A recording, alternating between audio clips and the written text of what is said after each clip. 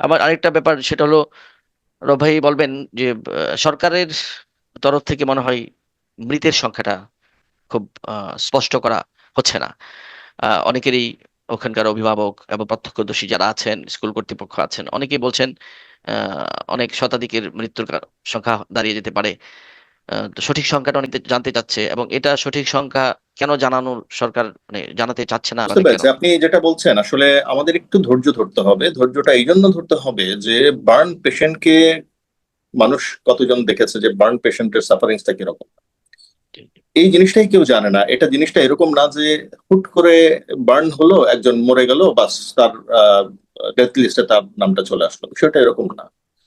যখন কোনো একটা বার্ন পেশেন্ট হয়, যদি তার 40% বেশি যদি শরীরের বার্ন হয়, এই জিনিসগুলি টেকনিক্যাল বা এটা ডাক্তারি ইস্যু, এগুলা আমাদের সবার জানা থাকার কথা না, বাট তারপরেও আমরা কিছু না কিছু এফোর্ট নিলে আমরা জানতে পারি যে 40%-এর বেশি যদি বার্ন থাকে, তাহলে এই ত্বকের মাধ্যমে আমাদের কিন্তু অক্সিজেন এবং কার্বন ডাই অক্সাইডের একটা বিষয় আছে। হ্যাঁ, তো অক্সিজেন গ্রহণ করে, কার্বন ডাই অক্সাইড ত্যাগ করে, এটা এই ত্বকের মাধ্যমে হয়। আজকে যদি কারো চামড়া 40%-এর বেশি পুড়ে যায়, তখন যেটা হয়, সমস্যাটা তৈরি হয় যে তখন শরীরে ওই অক্সিজেনের স্বল্পতা দেখা দেয়। অক্সিজেনের স্বল্পতা মানে হচ্ছে অটোমেটিক্যালি শরীরে কার্বন ডাই অক্সাইড বেশি জমে যায়, তখন অন্যান্য অর্গানগুলি শরীরের সেগুলো সঠিকভাবে কাজ করতে পারে না। তখন ধীরে ধীরে একজন মানুষ মৃত্যুর কোলে ঢলে পড়ে, বাট ইট টেক্স টাইম। এটা 72 ঘন্টা হতে পারে, কারোর জন্য 96 ঘন্টা হতে পারে, আরো বেশিও হতে পারে। হ্যাঁ, আবার আরেকটা বিষয় আছে, যদি কারো শ্বাসনালী পুড়ে যায়, হ্যাঁ, ত্বক যদি একদম নাও পুড়ে কিন্তু শ্বাসনালী পুড়ে যায়, তাহলে কিন্তু ওই অক্সিজেনটাকে সে ওই শ্বাসনালীর মাধ্যমে সেটা আর গ্রহণ করতে পারে না। তখন সেটা আবার খুব একটা মানে ডিফিকাল্ট সিচুয়েশনের মাঝখানে চলে যায় একজন পেশেন্ট, তখন কিন্তু মারা যাওয়া যেতে পারে। এখনো পর্যন্ত আমার আমার জানা মতে উত্তরাতে যতগুলি মেডিকেল কলেজ ছিল বা মেডিকেল ইনস্টিটিউশন আছে, আপনার উত্তর আধুনিকে আছে, তারপরে লুবানা হাসপাতাল আছে, তারপরে আপনার মনসুর আলী মেডিকেল কলেজ আছে, তারপরে কুর্মিটোলা জেনারেল হাসপাতাল আছে, কুয়েত মৈত্রী একটা আছে আপনার 6 নম্বর সেক্টরে। এই সমস্ত জায়গাতে কিন্তু পেশেন্টদেরকে শিফট করা হয়েছে খুব দ্রুত। এবং ম্যাক্সিমাম পেশেন্টদেরকে সরকারিভাবে যত ধরনের ইভাকুয়েশন ছিল তাদেরকে নিয়ে যাওয়ার চেষ্টা করা হয়েছে ঢাকা সিএমএইচ এবং বার্ন ইনস্টিটিউট। হ্যাঁ, যেটা ঢাকা মেডিকেলের পাশে যেটা হয়েছে, এবং সেই সাথে ঢাকা মেডিকেল। তো এখানে নিয়ে যাওয়ার চেষ্টা করা হয়েছে, এবং কিছু কিছু ক্ষেত্রে আপনারা দেখেছেন যে গভর্নমেন্টের যথেষ্ট এফোর্ট ছিল, যেটা কিনা আমাদের এখানে আসলে আমরা আমাদের জনগণ তো সচেতন না। জনগণ সেখানে ভিড় করে, ভিড় করার প্রেক্ষিতে দেখা যায় যে আপনার ওই অ্যাম্বুলেন্সে ঠিক মতো ঢুকতে পারে না, বা ফায়ার ব্রিগেডের গাড়ি ঢুকতে পারে না।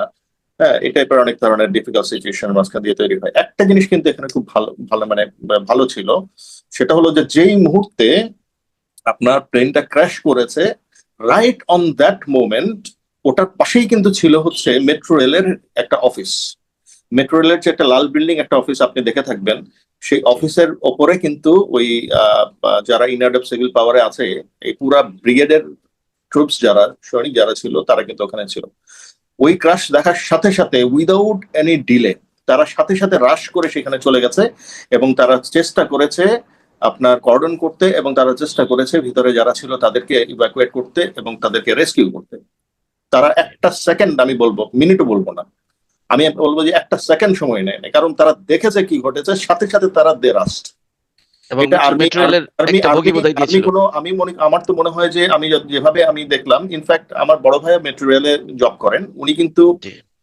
ঘটনা ঘটার সাথে সাথে আমাকে ফোন দিয়েছেন যে এই মাত্র কিন্তু একটা ফাইটার জেট মনে হয় পড়ে গেল, এবং আগুন ধরে গেছে, ধোঁয়া। আচ্ছা আচ্ছা। সাথে সাথে, কারণ মেট্রো রেলে উনি একজন ইঞ্জিনিয়ার এবং উনি এখানে জব করেন, উনি ধোঁয়া দেখেই সাথে সাথে এবং শব্দ শুনে সাথে সাথে আমাকে ফোন দিয়েছে, এবং সাথে সাথে বললো যে আর্মি সব বের হয়ে গেছে। সো দেয়ার ফর আমি কিন্তু এক্স্যাক্টলি টু দা পয়েন্ট আমি জানি যে কি ঘটেছে। এবং সেখানে হ্যাঁ, কি দেখেন, আজকে দেখেন আর্মি যারা ওখানে কাজ করেছে তাদের ব্যাপারে অনেক প্রোপাগান্ডা করতেছে মানুষ। তারপরে এটা কেন না সেটা কেন না। আমি সেনাবাহিনী তো জেনে অনেক শুনে বলছি, এফোর্ট দিয়েছে, হ্যাঁ। জেনে শুনে বলছি যে তারা আমার মনে হয় অর্ডারের জন্য অপেক্ষা করে নাই, কারণ এই ধরনের সিচুয়েশনে এসওএস, হ্যাঁ, বা হুম। জরুরি বা জি জি। কিছু বিষয় থাকে, তারা কিন্তু হ্রাস করেছে এবং তারা সমস্ত কর্মকাণ্ডগুলি শুরু করেছে। এবং ওটার ঠিক পাশেই কিন্তু আবার একটা ইয়াও আছে ওখানে, ওই আপনার ফায়ার ব্রিগেডের একটা বড় অফিস আছে, সেখান থেকেও কিন্তু তারা কিন্তু চেষ্টা করেছে। তো আমার মনে হয় যে এটা একটা বিষয়। আরেকটা বিষয় আপনি যেটা বললেন যে মৃত্যুর সংখ্যা ভাই সময় লাগবে, মানুষকে ওয়েট করতে জি হবে। আর মৃত্যু সংখ্যা দিয়েও বা আমরা কি করব? যারা চলে গেছে, চলে যাচ্ছে, যারা টিকে থাকবে, তাদের যে সাফারিংস, হ্যাঁ, সাফারিংস এর জন্য আমরা এখন যতটুকু আমরা কি করতে পারি? তো এখন মৃত্যুর সংখ্যা নিয়ে যদি আমরা আমাদের পুরো দেশের মাঝখানে যদি এই প্রপাগান্ডা গুলি ছড়াই, এটা আসলে খুব ভালো কোনো কিছু না। এটা উচিত না। এটা উচিত না। আমাদের চিন্তা করতে হবে আর যেন ওই ধরনের ঘটনা না ঘটে, না, তা পুনরাবৃত্তি তো না হয়। অবশ্যই, তা জি তো অবশ্যই। সেই ধরনের মানে আর মৃত্যুর সংখ্যা কার্যক্রম। আপনার হাইড করে কি হবে? কে এই রিস্কটা নেবে? এটা তো কোনো পলিটিক্যাল গভর্নমেন্ট না। জি হ্যাঁ, এবং একটা দুর্ঘটনা তো দুর্ঘটনাই। তো এখানে বিমান বাহিনী কি বলবে যে মৃত্যুর সংখ্যা কমায় দাও? এখানে কি স্কুল কর্তৃপক্ষ কি বলবে যে স্কুল সংখ্যা সংখ্যা কমায় দাও? তাহলে তাদের উপায় আছে? তাদের আপনার একটা ইয়ে আছে না, রোস্টার আছে না? তাদের প্রত্যেকটা ক্লাসে কতজন করে স্টুডেন্ট আছে সেটা আছে না? তো এখানে যদি এমন হতো যে এটা খোলা কোনো জায়গাতে, যেখানে মানুষজন বিভিন্ন জায়গা থেকে এসছে, একটা গণজমায়েতের মতো আছে, সেখানে মানুষজনের whereabouts অথবা তাদের ঠিকানা আমরা জানি না, সেই ক্ষেত্রটা হচ্ছে ভিন্ন।